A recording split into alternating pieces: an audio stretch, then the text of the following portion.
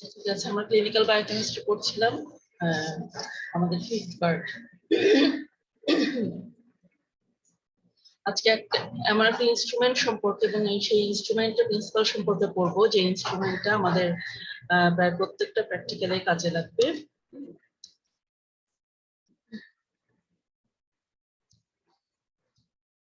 আচ্ছা, ইনস্ট্রুমেন্টটার নাম হচ্ছে কালারিমিটার। আর এই ইনস্ট্রুমেন্টটা যে প্রিন্সিপালে কাজ করে সেটাকে আমরা বলছি ফটোমেট্রি। ফটোমেট্রি এটার নাম থেকে আমরা বুঝছি ফটো মানে লাইট, হ্যাঁ, মেট্রি টু মেজারমেন্ট। তাহলে এটা হচ্ছে broadly deals with the study of the phenomenon of light absorption by molecules in solution. আমাদের আইডিয়াটা হচ্ছে যে আমরা যে কোনো কিছু যেমন ব্লাড গ্লুকোজ লেভেল করবো অথবা প্লাজমা কোলেস্টেরল লেভেল করবো, অথবা কোনো এনজাইম টেস্ট করবো, আমরা করি কি সেটার সেরাম বা প্লাজমা যেটা নিয়ে তার সাথে কিছু রিএজেন্ট অ্যাড করি, এরপরে তাহলে একটা সলিউশন তৈরি হলো, তাই না? এই সলিউশনের ভিতরে সেই গ্লুকোজ কতটুকু আছে অথবা কোলেস্টেরল কতটুকু আছে এটা মেজার করার জন্য আমরা যে ইনস্ট্রুমেন্ট ইউজ করি, যে মেথডটা ইউজ করি, সেই মেথডটা কিভাবে কাজ করে, এটা হচ্ছে সেই সলিউশনে যে মলিকুলটা আছে, ধরো গ্লুকোজ কতটুকু আছে, সেই গ্লুকোজটা কিছু লাইট অ্যাবসর্ব করবে, হ্যাঁ। তাহলে এই অ্যাবসর্পশন অথবা মানে এই অ্যাবসর্পশনটা কতটুকু হচ্ছে সেটার উপর ডিপেন্ড করে আমরা বলতে পারি সেই সাবস্টেন্সের বা সেই মলিকুলসের কনসেন্ট্রেশন কতটা। ঠিক আছে, মোটামুটি এরকম একটা আইডিয়া। ফটোমেট্রি হচ্ছে প্রসিডিউরটা, আর ফটোমিটার হচ্ছে most common analytical techniques used in clinical biochemistry laboratory. এটা এমন ভাবে তৈরি করা হয়েছে যেটা বিম অফ লাইটের ইন্টেন্সিটি মেজার করতে পারে। আর আমরা তো বললাম যে আমাদের ল্যাবে আমরা যে কয়টা টেস্ট করি বা সাধারণত ক্লিনিক্যাল পারপাসে আর কি যেগুলো টেস্ট করা হয় বেশিরভাগই এই ফটোমেট্রি প্রিন্সিপালটায় কাজ করে।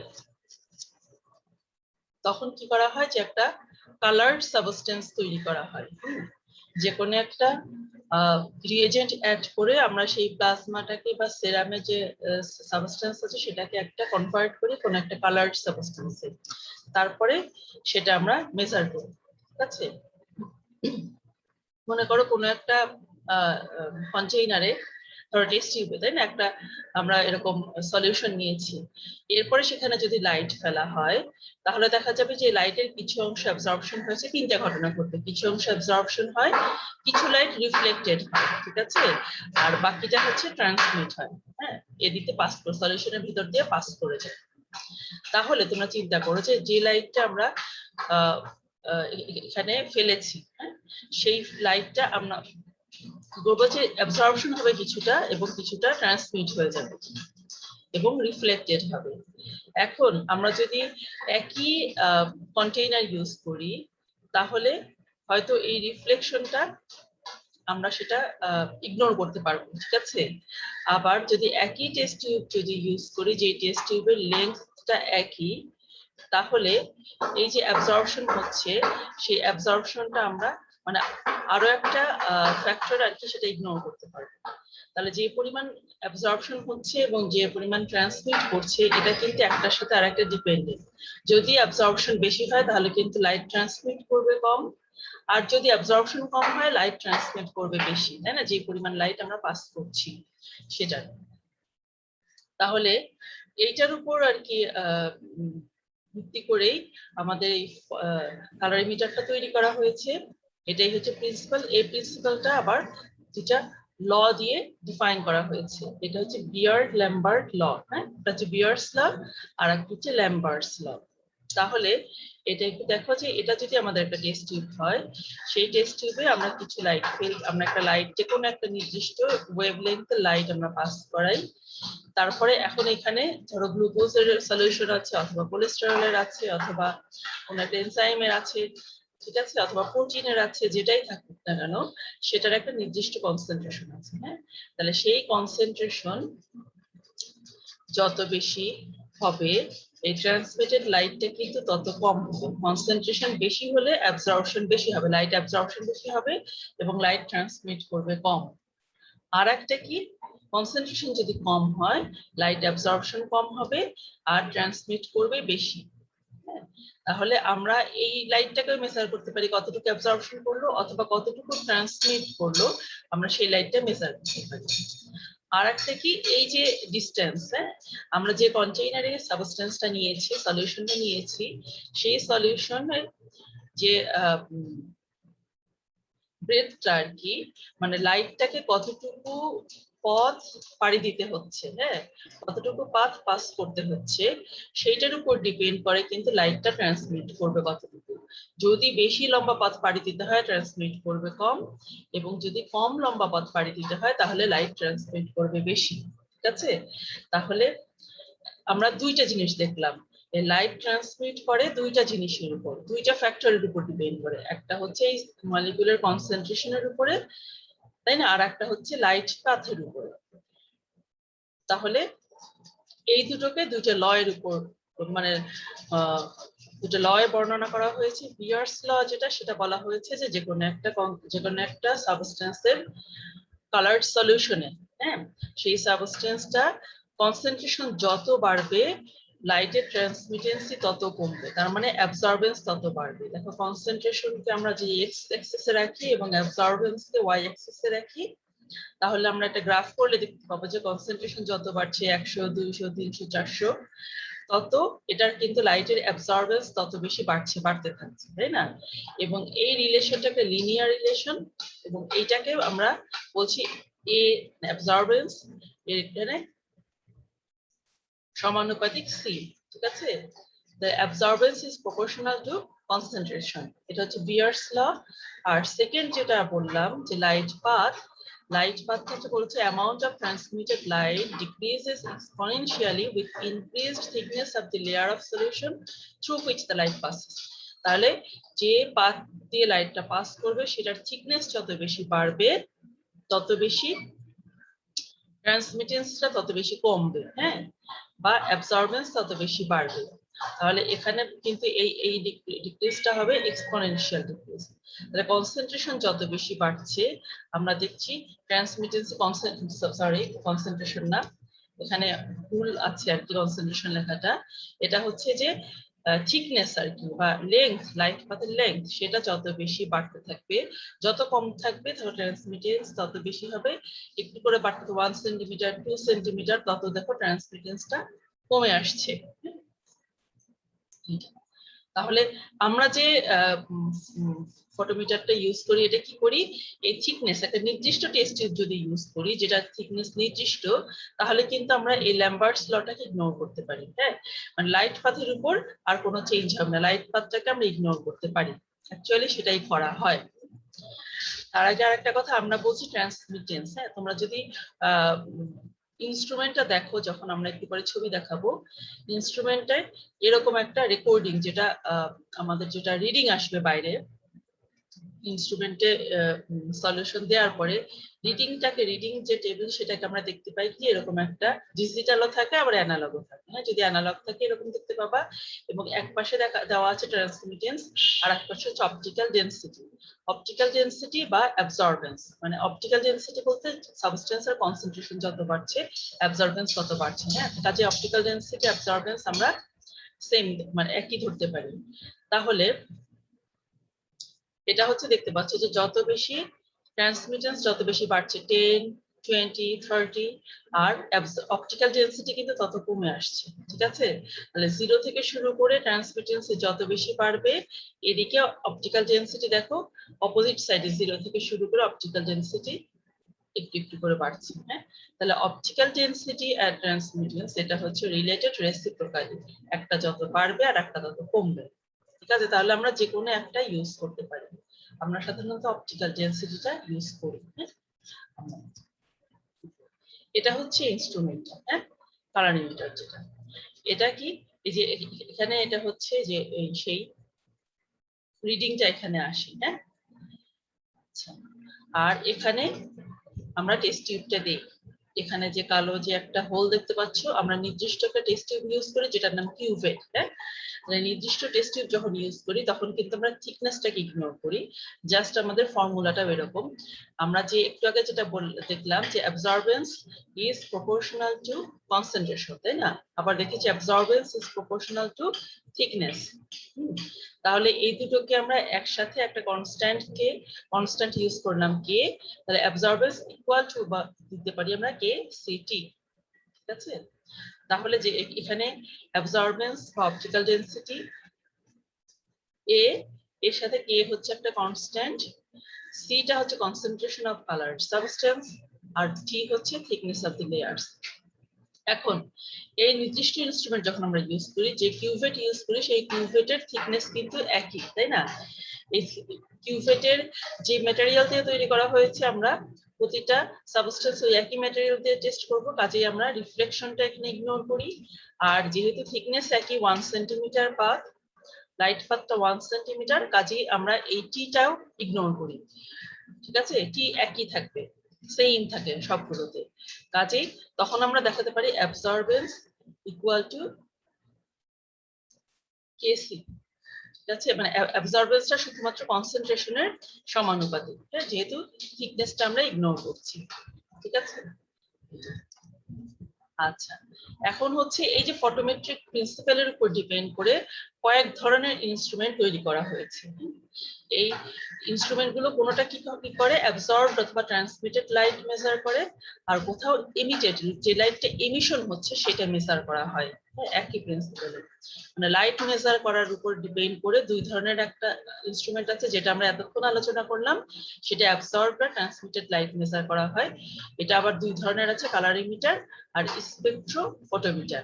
ঠিক আছে, আর কিছু ইনস্ট্রুমেন্ট আছে যেটা এমিটেড লাইটটা, যে লাইট এমিশন হয় সেটা মেজার করে, সেটাকে বলা হচ্ছে flame emission photometer.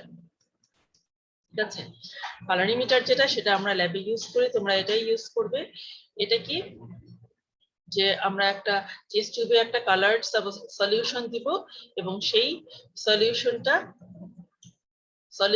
Concentration measure করা হয় কালারিমিটার দিয়ে, এবং খুবই সিম্পল একটা টাইপ।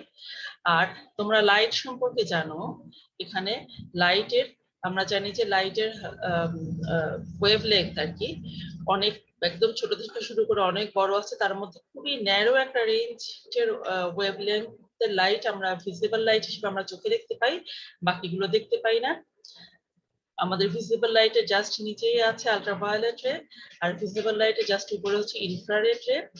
আর ভিজিবল লাইট যেটা, সেটা ওয়েভলেংথ মোটামুটি 320 থেকে 800 ন্যানোমিটারের মাঝামাঝি, এবং এই স্পেকট্রামের যে কোনো লাইট মেজার করতে পারে এই কালারিমিটারটা। এই স্পেকট্রামের মধ্যে নির্দিষ্ট একটা লাইট আমরা ফিক্সড করি কি, এই যে এখানে একটা হোল দেখতে পাচ্ছ কালো, সেখানে একটা ফিল্টার ইউজ করা হয়। হ্যাঁ, সেই ফিল্টার কি, যে কোনো একটা নির্দিষ্ট ওয়েভলেংথের লাইটকে সিলেক্ট করে শুধুমাত্র সেইটাকে পাস করায়, অন্যগুলোকে পাস করায় না। ঠিক আছে, ধরো আমি যে কনসেন্ট্রেশন, আমি যে কালার সাবস্টেন্সটা তৈরি করেছি, গ্লুকোজ মেজার করবো, তাই না? নির্দিষ্ট একটা রিয়েজেন্ট দিয়ে আমি একটা কালার সাবস্টেন্স তৈরি করবো, তারপরে কি করবে, সেই কালার সাবস্টেন্সটা তখন সেই কালারের সাথে মিল রেখে আমাকে ম্যানুয়ালে বলে দেওয়া থাকবে, আমি যে রিয়েজেন্ট ইউজ করি তখন সেই রিয়েজেন্টের সাথে ম্যানুয়াল দিবে, সেই ম্যানুয়ালে বলে দেওয়া থাকে যে আমরা কত ওয়েভলেংথে ফিল্টার ইউজ করব, মানে কোন ওয়েভলেংথে লাইট আমরা সিলেক্ট করব, তখন আমরা সেই অনুযায়ী একটা ফিল্টার এখানে পাস করে দিই। তারপরে কি হয়, সেই ফিল্টারটা তখন এই যে লম্বা একটা স্পেকট্রাম থেকে তার নির্দিষ্ট কালারটাকে চুজ করে শুধুমাত্র সেই লাইটটা পাস করতে দেয়, সেই লাইটটা তারপরে পাস করে। এটা হচ্ছে বেসিক আইডিয়া।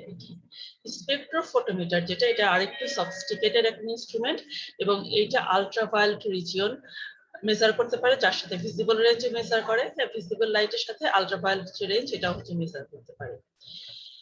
এবং একটু আগে যেটা ফিল্টার বললাম, ফিল্টারের বদলে এখানে প্রিজম ইউজ করা হয়।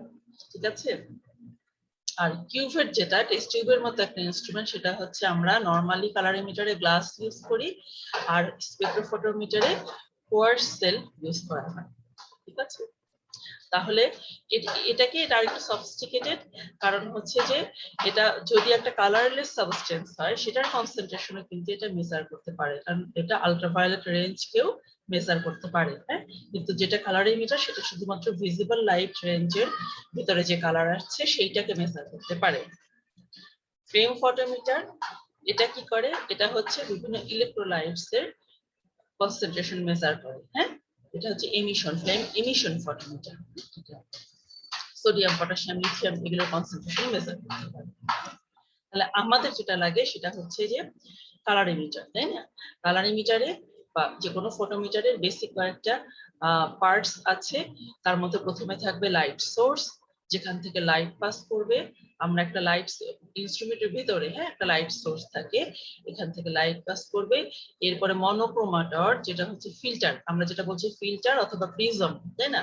আমরা যেটা ইউজ করবো কালার ইমিটারে, আমরা ল্যাবে আমাদের, তোমাদের আন্ডারগ্রেড ল্যাবে সেখানে হচ্ছে মনোক্রোমাটর থাকবে। এরপরে কি হবে, সেই মনোক্রোমাটরটা নির্দিষ্ট একটা ওয়েভ লেন্থের লাইটকে শুধু পাস করবে। এরপরে থাকবে স্যাম্পল কিউভেট, হ্যাঁ, যে test tube, special test tube যেটা, সেটা হচ্ছে কিউভেট বলি আমরা। এখানে কি আমরা সলিউশনটা দেখব, যেটার যে কোনো যে সলিউশনের কনসেন্ট্রেশন মেজার করব সেই সলিউশনটা আমরা এখানে থাকবে।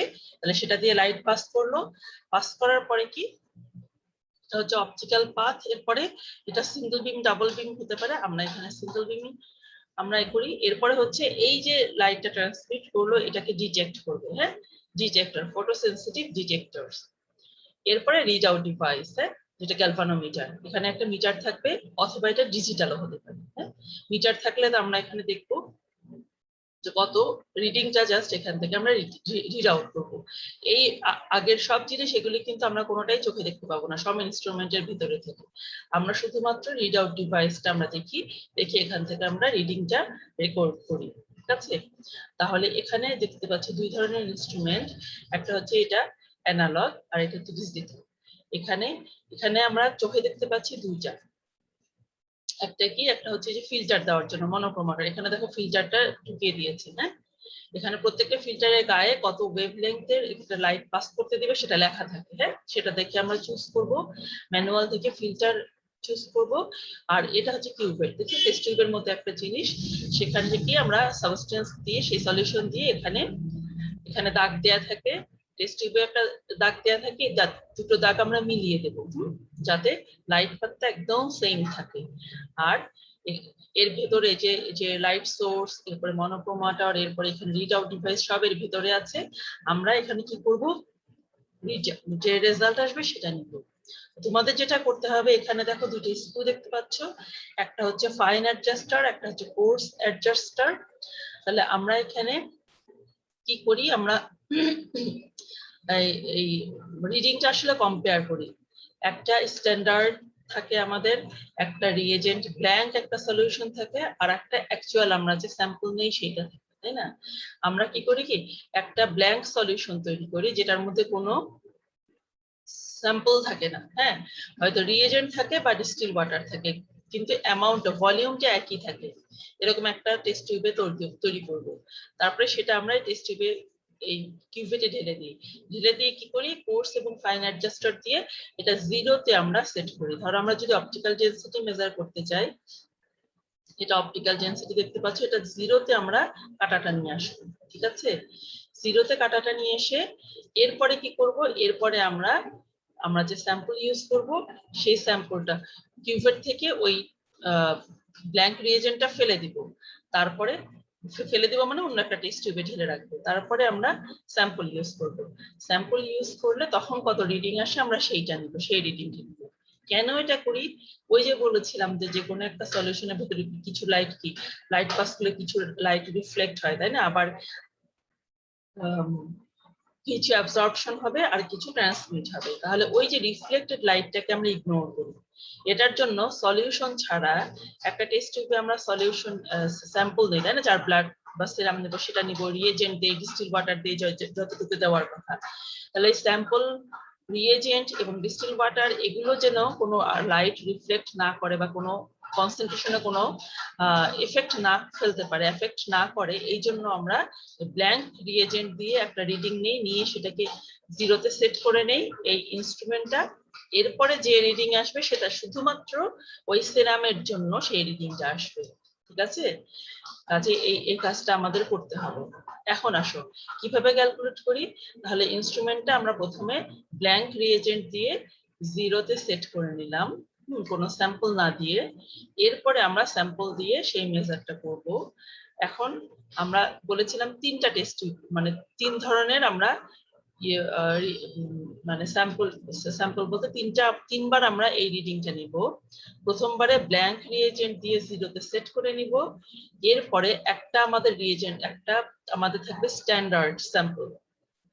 স্ট্যান্ডার্ড স্যাম্পল কি, এটা কম্পেয়ার করার জন্য কোম্পানি থেকেই সাপ্লাই দিবে একটা স্ট্যান্ডার্ড স্যাম্পল, সেটা যেভাবে তৈরি করতে বলা হবে সেভাবে তৈরি করে আমরা এখানে কিউভেটে ঢেলে স্ট্যান্ডার্ডের একটা মেজারমেন্ট নিব। তখন কিন্তু এই কোর্স অ্যাডজাস্টার, ফাইন অ্যাডজাস্টার কোনোটাতে আমরা আর হাত দিব না। হ্যাঁ, শুধু ব্ল্যাঙ্ক যখন দিব তখন আমরা এই স্ক্রু দিয়ে এটা 0-তে সেট করে নিয়ে তারপরে আর কোনোটাই হাত দিব না। স্ট্যান্ডার্ড কত মেজারমেন্ট আসে, কত রিডিং আসে সেটা নিব, এবং টেস্ট যেটা স্যাম্পল সেটাতে আবার দিয়ে কত রিডিং আসে সেটা আমরা নিব। তারপরে এই ফর্মুলায় ফেলবো কোনটা, concentration of test equal to কি, optical density of test divided by optical density of standard into concentration of standard। এটা আমাদের ম্যানুয়ালে দেওয়া থাকবে। যারা স্ট্যান্ডার্ড স্যাম্পলটা সাপ্লাই দিয়েছে তারাই এটার কনসেন্ট্রেশনও বলে দিবে। তাহলে আমাদের স্ট্যান্ডার্ডের অপটিক্যাল ডেনসিটি বা অ্যাবসর্পশন কত আসলো সেটা আমরা নিচে দেব, উপরে হচ্ছে টেস্ট স্যাম্পলের অপটিক্যাল ডেনসিটি বা অ্যাবসর্পশন কত আসলো সেটা লিখবো, এর সাথে স্ট্যান্ডার্ডের কনসেন্ট্রেশন গুণ করে দেব, দিলে আমরা যেটা পাবো সেটাই হচ্ছে কনসেন্ট্রেশন অফ টেস্ট।